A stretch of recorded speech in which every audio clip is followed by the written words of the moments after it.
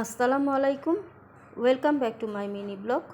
তো আজকের দুপুরবেলার খাবারের মেনুতে ছিল, তো প্রথম পাতেই নিয়েছি সাদা ভাত আর সাথে ঘি। আর ঘি ভাতের সাথে আমার একটু চিনি দিয়ে খেতে ভালো লাগে, তো এটাকে মিষ্টি ভাতও বলতে পারেন। তো আমার এরকম মিষ্টি করে ভাতটা খেতে বেশ ভালোই লাগে। তো যাই হোক, আমি আমার ভাতটা শেষ করে নিচ্ছি। তো ঘি ভাত খাওয়া হয়ে গেছে।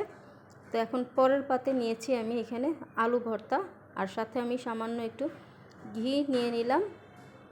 এবার আলু ভর্তার সাথে ঘিটা ভালো করে মাখিয়ে নিচ্ছি। আর যেহেতু আমরা বাঙালির প্রিয় কিন্তু আলু ভর্তা আর ডাল, আর আলু ভর্তার সাথে ঘি হলে তো কোনো কথাই নেই।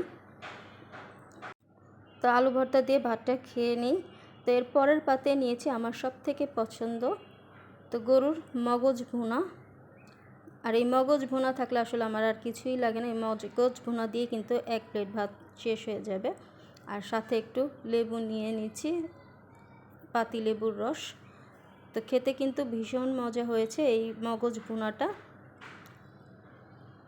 আর এই মগজ ভুনাটা কিন্তু আমার আম্মুর হাতের, তো খুবই মজা হয় এই মগজ ভুনাটা। তো এর পরের পাতেই নিয়েছিলাম আমি এখানে শেষ পাতে পাতলা ডাল, আর সাথে নিয়েছি এখানে মিষ্টি কুমড়া। তো এটা হচ্ছে আমাদের ক্ষেতের মিষ্টি কুমড়া, নানার বাড়ির ক্ষেতের মিষ্টি কুমড়া। তো মিষ্টি কুমড়ার ঝোল করেছিলাম, তো সেই ঝোল দিয়ে ডাল দিয়ে আর সাথে পাতি লেবুর রস দিয়ে খেতে কিন্তু ভীষণ মজা। তো আমার মতো কে কে এভাবে খেতে পছন্দ করেন সেটা আমাকে অবশ্যই কমেন্ট বক্সে কমেন্ট করে জানাতে পারেন। তো যাই হোক, আমি আমার ভিডিও আজকে এখানেই শেষ করছি। আল্লাহ হাফেজ।